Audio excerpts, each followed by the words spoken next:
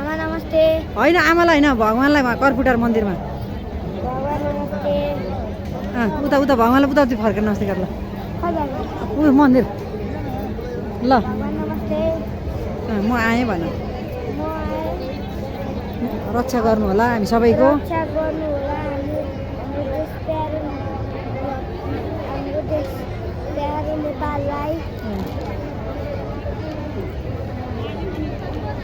नेपालको भयो नेपालको सबैभन्दा राम्रो र कृतित्व शिव भगवान नै हो तपाईँलाई म धन्यवाद दिँदैछु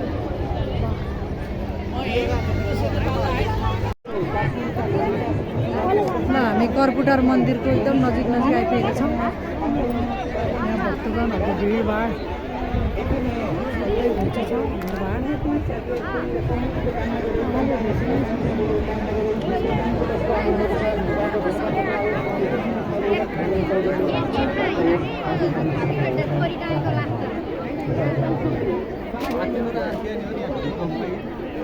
अब पाएन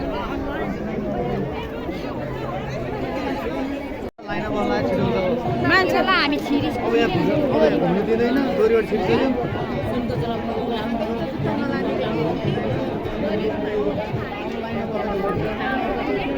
पुरै हुँदैन माथि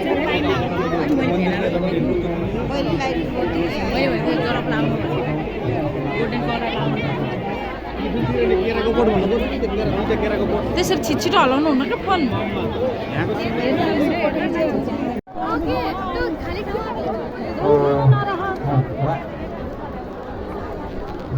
बाबुको नाम यहाँ चाहिँ हामीलाई पर्वत कुस्माबाट हुनुहुन्छ ओम कुमारी छेत्री उहाँले पनि हामीलाई जानकारी गराउनु भएको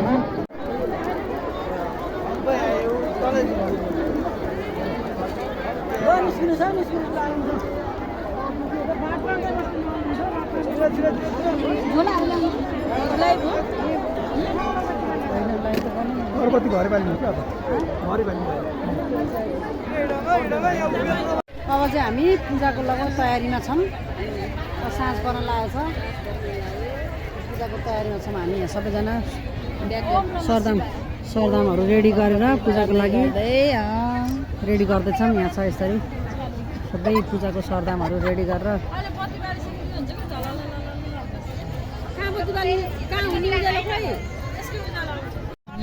ओम नमः शिवाय ओम नमः शिवाय हर हर भोले नमः शिवाय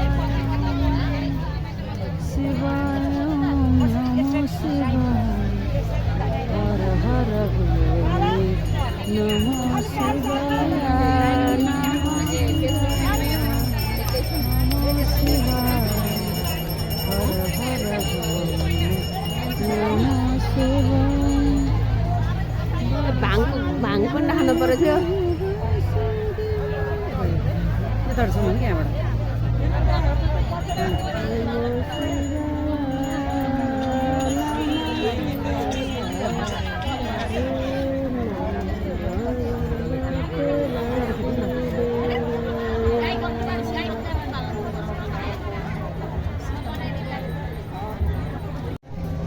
सानेश्वर महादेवको हामी आज प्राङ्गणमा आएका छौँ यहाँ अपरम्पार छ लीला प्रभुको इच्छा प्रभुको शक्तिले हामी आज यहाँ दर्शन गर्न आउन पायौँ त्यही नै सबभन्दा ठुलो कुरो हो अब सबभन्दा ठुलो कुरो प्रभुको दर्शन गर्न आएर यहाँ दर्शन गर्न पाइयो हामीले त्यही हामीलाई सबै खुसी छौँ म त झन् 9 वर्ष अगाडिदेखि मलाई आउन इच्छा थियो म आज आउन पाएँ म सबै खुसी छु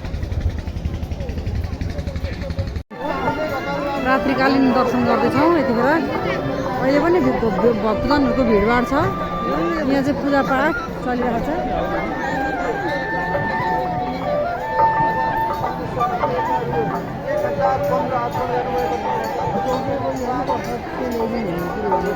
यहाँ हाम्रो दिदी हुनुहुन्छ रेखा दिदी।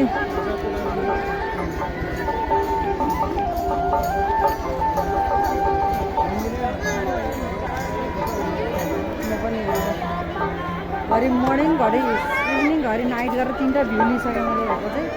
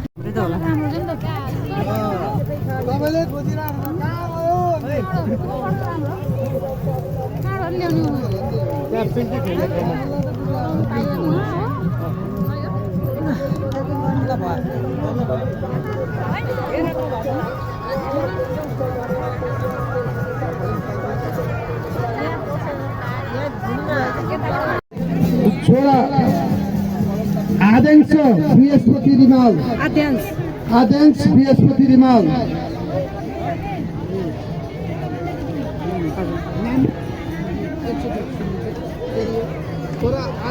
बृहस्पति रिमालको हजुर सानेश्वर महादेवको कृपाले पुत्रलाभ भएकोले हजुर 8-9 वर्ष अगाडि। त्यस्तै गरी नवलपुर गैंडाको 4वटा पाल्नु भएको छ सृजना बोटेलज्यू र बृहस्पति रिमालज्यू। उहाँहरूले 8-9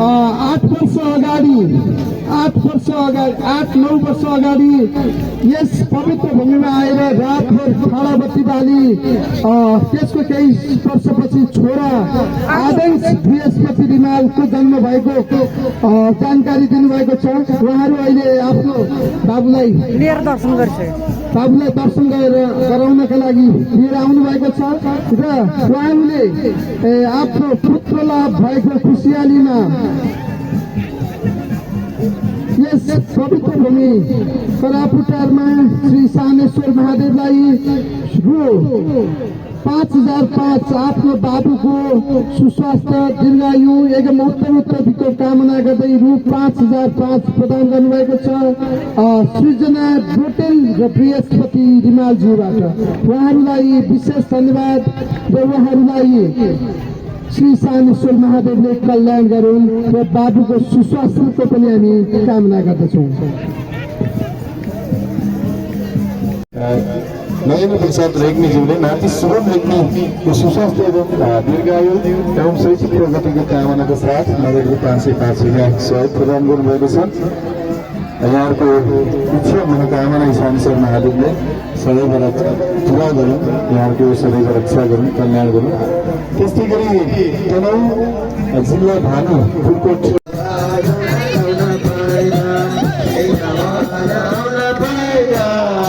शिवाजीको भजन गाउन पाइना शिवाजीको भजन गाउन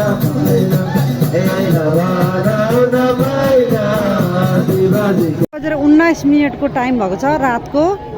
यहाँ चाहिँ यसरी पूजा गरेर भक्तजनहरू सबैजना यसरी बत्ती बालेर पूजा गरेर बसिरहनु भएको छ।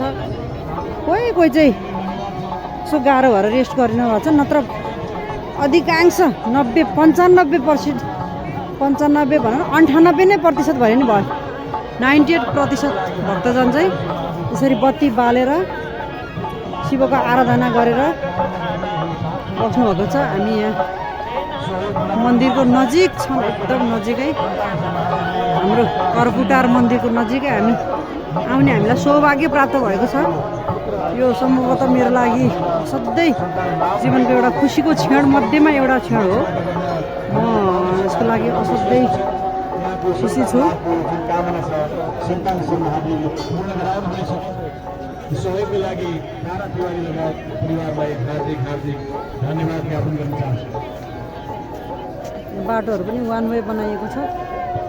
ल जानु आदरणीय श्रद्धालु भक्तजनहरू, होला हो यहाँ एउटा आउनुहुन्छ र जानु हुँदैन यसरी छ ल पुजारी समितिबाट हामीले सूचना प्राप्त भए अनुसार उनीहरूको मन्दिर जोड्ने सरी दियो बुझ्ने 2 बजेपछि मात्रै हुने भएको हुनाले त्योभन्दा अगाडि हतार नबिर्दिनु हुनको लागि हार्दिक अनुरोध गर्न चाहन्छु। 2 बजे पछाडि मात्रै तपाईँहरूले आफ्नो गीत बुझाउन सक्नुहुन्छ।